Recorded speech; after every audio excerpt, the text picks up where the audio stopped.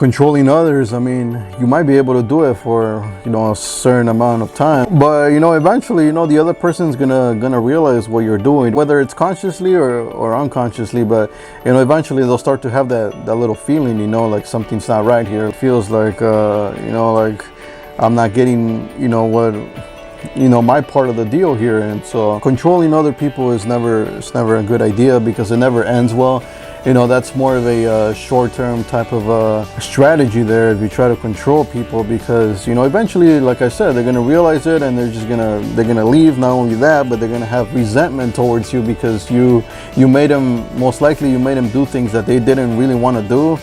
And of course, especially if this person hasn't really invested in into learning about themselves, they're just gonna be like in a very bad place now, because pretty much they just got controlled. They got forced to do things they didn't want to do, but they ended up doing them, and now they feel very bad for having given into something that they didn't want to do in the first place. And so yeah, it's just not good. Instead of controlling people, seek to understand people and learn what drives them, what their motivations are, and then use that to connect whatever motivates them to whatever it is that you want them to do. So help them understand the bigger picture here, and seeing how your abilities, what you're able to do, how that can actually you can contribute those that talent, that skill, whatever you have, you can contribute that to this vision here that I have.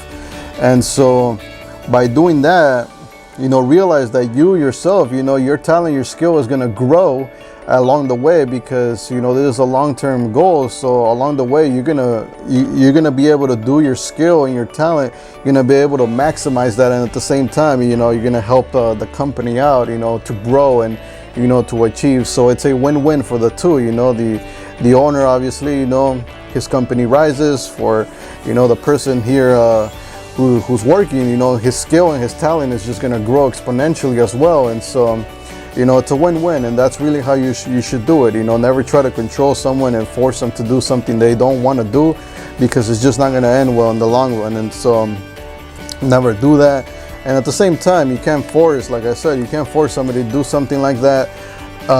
It's really up to them if they want to actually contribute or they don't, because that in of itself is a skill. Some people have the talent and the skill, but they don't want to contribute that, and so they just want to be very selfish with their skill and talent, and just sort of use it for themselves only, and not share that with anybody else. So at the end of the day, you can't force someone. If they don't want to do it, they just don't want to do it.